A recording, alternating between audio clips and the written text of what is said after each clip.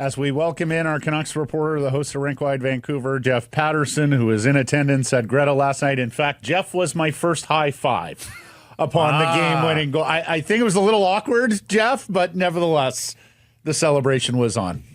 And Blake, you'll be shocked. You'll be shocked to learn that Matt is ridiculously high-strung during these sorts of moments, like overtime, as he paced through Greta. He's a pacer at the worst of times, yes. Yeah. But he had fixed himself, I think, to a bar stool for the winning goal itself. And like a ton of fun. I told you guys I was down in Mexico for the start of the tournament, and so I sort of came at it from an arm's length. I wasn't as invested, maybe. I was sitting on the beach and in the sunshine, and I did watch the first two Canadian games in a Mexican bar, but I was one of about four people that actually cared. There was a band playing. The volume was down. So I wanted the full Canadian experience because I saw the videos of the watch party on Saturday for round one of Canada-US, and that looked fun. Great atmosphere. And yeah, we got another moment to add to our collection, and long overdue since we haven't had best on best. So, just a couple of things that jumped out at me from the game, guys. When Canada got that power play in the second period and one of the Americans broke his stick and we did nothing with it. And I thought, oh man, that's gonna be costly. It's just high leverage moments, and they did nothing with it. And when the U.S. went up 2-1, I did wonder, like, are there two more goals in Canada against Connor Hellebuck? I just wondered if the hill was going to be too steep given what he's able to do on most nights. And so got the two that we needed. It took overtime, but it was incredible. Had a ton of fun. So I will remember where I was when Connor McDavid pulled the trigger to beat the U.S. And just for clarification, I don't root club, right? So I have a football team, I have a baseball team, but I don't root for an NHL team. So country and these games, these moments, yes, I am a nervous wreck. So we see this top quality hockey for 2 weeks. We were talking about it at Greta, just like the passes that they want to make, the efficiency of it, the completion percentage is just so high watching that. Tape to tape to tape to tape. It's just Are you ready to go back to the beautiful. National Hockey League after all this? Are you ready for club hockey again? Thank God it's a game of stakes here for the Canucks. Well, I was laughing because I looked at the Saturday schedule. The first game out of the gate is the highly anticipated Minnesota-Detroit matchup to get the schedule going again. And there are thousands of people who would have been in attendance in Boston for that game that will be there on Saturday afternoon to see the Bruins host the Anaheim Ducks. Imagine going from that on Thursday. Thud. So, the Canucks, Vegas, it's going to be a test for them, and it's going to be a challenge. But yeah, I think for everybody across the board, there's going to be this, all right, it's not what we just watched for the last couple of weeks, but this is what we've got. And so the stretch run presents a lot of storylines, certainly. Let's hope that it's the highest level possible that these teams can put together at their club levels. But I think we all have to be prepared to sort of take a little bit of step back and just re-immerse ourselves in National Hockey League regular season action. How do they get the momentum back? How do the Canucks get that pre-break momentum? Because that's the best hockey they've played all season long, and they can ill afford not to have that coming out of the break here. Right. It almost feels like people need a refresher of 3-0-1 in their 4 games before the break, but 6-1-1 in their last 8. And so they are above the playoff bar as they get back into it here.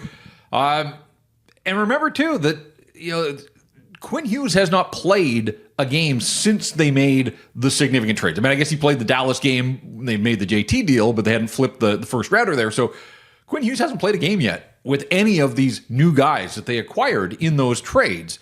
And so credit to the ones that were here. The fact that the new guys have stepped in so seamlessly and all contributed and played well, I think that's going to help them coming out of the break. They sort of understand their role in all of this. I think they should be excited now with this new team. They've had a little chance to catch their breath. And I'm excited if Quinn Hughes is going to play, but I mean, so much drama here obviously surrounding him all week. Would he, wouldn't he? Non-contact jersey and then the regular practice jersey. And then the Canucks didn't skate on Thursday. They had 2 tough practices as they got back on Tuesday and Wednesday. And then the plan all along, because they start out with back-to-backs and they're going to skate in Vegas here on Friday afternoon. So the plan was 2 vigorous skates to get them back up and running, and then had some off-ice workouts yesterday. But Adam Foote, who was doing the media and the acting head coach in the absence of Rick Tocchet, who was on assignment, Adam Foote on Thursday said that they were going to push Quinn Hughes harder than they had to this point and they would see if he was up to it. And that kind of raised my eyebrows a little bit that, for all this question about who ultimately made the call on Quinn Hughes and not allowing him to go, was it ultimately just the doctors hadn't cleared him because he's not medically ready to compete, whether it was Four Nations or National Hockey League action? So I'm going to be curious to see how involved he is at practice, and ultimately, is he going to be in the lineup and get back to work on Saturday when the Canucks take on the Golden Knights? And it's an interesting question here, Jeff, because, of course, after they made the Miller trade, everybody, they just got to keep Quinn Hughes happy. They got to build around him. They got to make sure he resigns. He wanted to go, even if it was just to support his American teammates and his brother, who didn't exactly have the best tournament. Would you be at all worried about the Canucks preventing him from going, affecting the relationship between the captain and the club? I'm going to say no on that one, that I think that there's enough runway here for him to get back and doing what he does best, and that is playing hockey, and hopefully that this isn't a lingering sort of thing that sticks in his brain.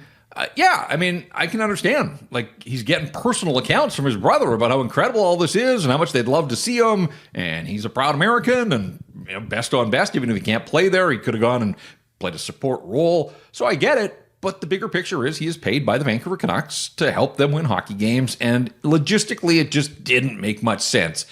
If he didn't have the green light to go play, to fly from Vancouver to Boston, Boston to Vegas, and then back-to-back games, quite possibly out of the gate here. So I do think at some point, I'm not sure who ultimately sort of had the clarity and came to that moment that, no, the right thing was to ride it out here, be with your team, support Team USA from afar, and just lock on to the Olympics next year. Just do everything in power to stay healthy and be available and ready. I mean, that's the real prize, is to get a chance to compete in the Olympics for the first time for Quinn Hughes. So, yeah, I'm sure he would have loved to have been part of this one. Didn't happen. He wasn't the only guy that ultimately missed out due to some injuries.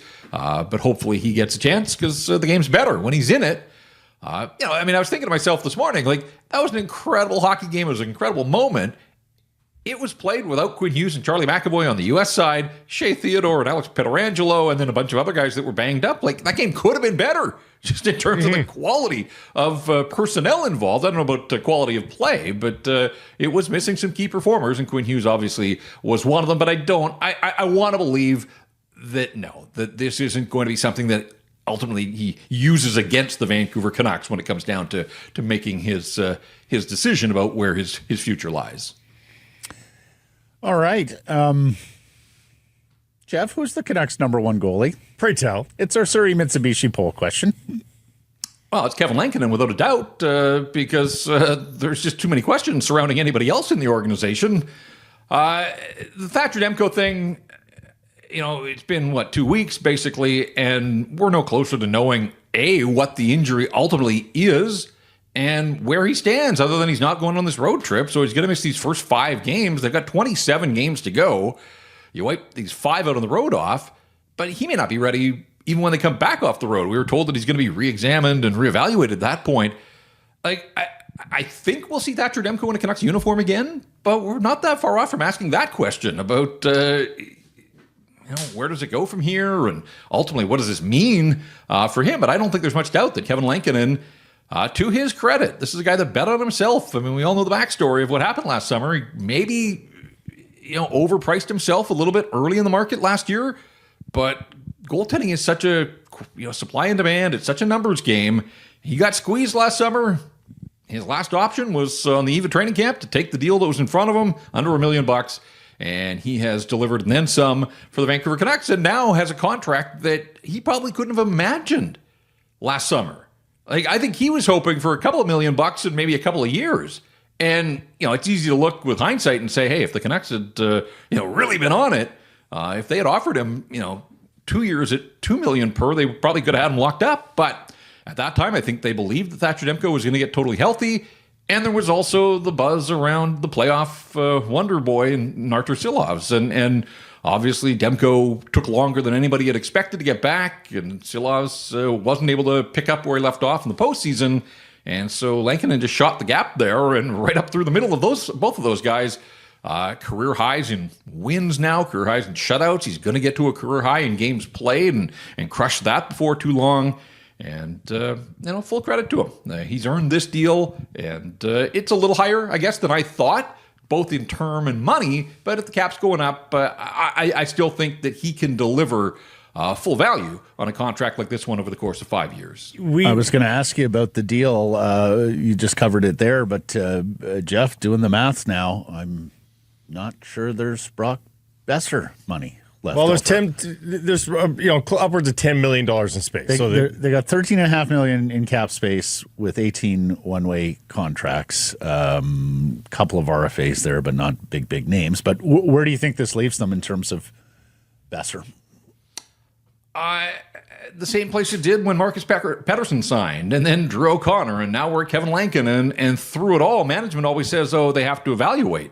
What do they have to evaluate? Brock Boeser is the longest-serving skater in the organization. This management group's been on the job for 3+ years. I mean, I think that's just management speak. Basically, the question is, do they deal him before March 7th, or do they treat him as their own rental and ride him out and hope that he has another decent playoff run like he did last year and see where it goes from there? But, I mean, it's pretty clear to anybody. It has to be remarkably clear to anybody that they're not prepared to commit long-term and big money to Brock Boeser. I'm sure the organization has a number that they'd be comfortable with, but Brock Boeser is going to be a 28-year-old unrestricted free agent with a 40-goal season on his resume. He's getting paid. He's going to get his money. It just may not be here in Vancouver, and it just feels like all of the dots now are leading to his departure. And to me, it's just a question of, do they peddle him before the deadline? But they're trying to be competitive, and they need somebody to score goals. Goal scoring's become their biggest issue all of a sudden. If you move off Boeser, I just don't think Jonathan Lekaramäki's ready to step in and give you all of the minutes in all of the situations with the trust that Brock Boeser has built up. Is Brock a perfect player? No, but he's a proven goal scorer in the National Hockey League, and even if he's not anywhere close to his 40-goal pace, he still has a chance to be a 30-goal scorer again in a year that was waylaid by a concussion and on a team that isn't scoring a lot as a group here. So, if he's able to heat up and we see him scoring bunches quite often, I still think Brock Boeser can get to 30 goals. If you move off him, who are you replacing him with? Who's going to put the puck in the net for the Vancouver Canucks? It just doesn't seem like a love story between management and Brock Boeser. On the goaltending, we know that goaltending is one way to level the playing field in the playoffs. There's no chance that they would entertain a Thatcher Demko trade before this deadline, because that's the one way that this team could go on a bit of a storybook run here, is on the stellar goaltending of either Lankinen and Demko, and they've got 2 lottery tickets to play there. We're not expecting something dramatic before the deadline, are we? Did you put any percentage points there? Oh, absolutely. I would put some. If they've committed to Lankinen now, Thatcher Demko, his body is betraying him. The position is so physically demanding. And look, when he's on his game, as he was for most of last season, he's incredible to watch. I mean, he was a Vezina finalist for a good reason. He was that good. But he came back on December the 10th. The game against the Leafs was February 8th. He didn't even make it 2 months without having to leave 2 games. One was the back spasms in Seattle. We don't know if this was a reoccurrence of the back spasms, or is this a totally different injury. All we've been told is it's not the knee. Guys, it's not the knee. Don't speculate. Okay, fine, it's not the knee. But is it the back, or is it something else? Like, are we on to door number 3 worse already? That it isn't the knee. It's worse that it isn't the knee. On some levels, yes, if it's another injury that he's dealing with here. And again, they're not being terribly forthcoming, so it's difficult to even begin to know where to start with this one.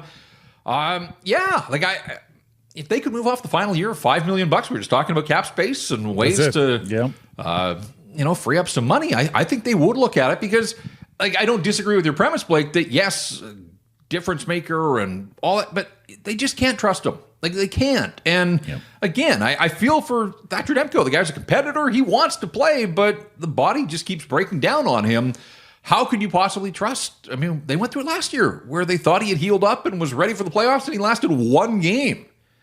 And so I think that this signing of Kevin Lankinen today sort of signals that they have moved off any idea of Thatcher Demko being the guy and even being a guy at this point. Like, I do wonder if Thatcher Demko wants to prolong his career at this stage. And I know he's got 1 year left on his contract, but is he going to have to accept being a 25 start a year absolute backup goaltender whose body just can't handle any more of a workload? Because teams aren't going to be throwing gobs of money at him. They're not. Like, there's just way too much uncertainty there with that player at such a key position. And I just can't see a team locking in long-term with a sizable contract for a player now with this much of a track record on the injury front. I think you're mostly right. I think you're definitely right that they've moved off the ideas of him as a number one, but he does have next year, right? Like, if he goes out and has another Vezina finalist year next year, then he has a chance to change the narrative here. I suppose so. I look at, like, it changes so quickly in the National Hockey League. Guys, 5 years ago, players like Ben Bishop and Robin Lehner were Vezina finalists. Yep. They're out of hockey. Yeah. A couple of years ago, Philip Grubauer was a Vezina finalist. He was one of the three. He got put on waivers by the Seattle Kraken. Like, it moves quickly, and it's a fickle position too, right? Just the position, absolutely, and of course a fickle trade market as well. Yeah. So. It's a busy weekend for Jeff. He's got RinkWide following the game against Vegas on Saturday, following the Utah game on Sunday, and that's a quick turnaround. That beach in Mexico is so long ago. Yeah, exactly. Well, and just on the goaltending front here, I think this is fascinating too, because in Demko's absence, Arturs Silovs is here. I think he's going to get one of the games this weekend. Yeah. I think you could make the argument, though, that the Utah game is way more important to the Vancouver Canucks than the Vegas game. The Canucks aren't catching Vegas. They're not going to give Vegas a run, but they do have to hold off Utah, and they play them twice still. And is there a world in which you prolong the break for Kevin Lankinen and give him an extra day's rest and throw Arturs Silovs in there? But, guys, there's got to be some heat on Arturs Silovs. Like, this season has gone sideways for him at the NHL level. You've got Nikita Tolopilo waiting in the wings who wants to play in the NHL, and I wonder if the organization wants to have a look at him at any point in the National Hockey League. But these are all high-stakes games here. But they also saw earlier this season they ran into problems. I mean, every goaltender's got a workload limit, and Kevin Lankinen is no different, and they overrode him in the month of November when they didn't trust Silovs. So I think there's some real heat on Arturs Silovs here to deliver. And I'm not saying he has to win every game that he's got, but he's got to look like a National Hockey League goaltender. The one thing that he's got going for him is he has played well down in Abbotsford. I think he's won 7 of his last 8 starts there. I had a good chat with him after practice the other day. He said he's in a good spot. He's excited about this opportunity. He knows he's going to get to play. But he's got 1 win in his 6 starts at the National Hockey League level this season. So it's time for Artie to pick things up when he gets the tap, and we'll see which games here with these 2 sets of back-to-backs out of the gates. The one in Southern California on Wednesday and Thursday, I think Lankinen could play both of those, just in terms of the travel and all of that. But it's a 5-game road trip, and then you're into Seattle at the end of the week, and that's 3 and 4. So Silovs is going to get a couple of games here, and I am curious to see, what does he look like? Does he look any better this time around than he did earlier in the season? Yeah, suddenly he's quite important again to some Vancouver Canucks games of consequence. Jeff, marvelous stuff. Thank you for this. We'll catch up Monday. Sounds good, guys. Thanks.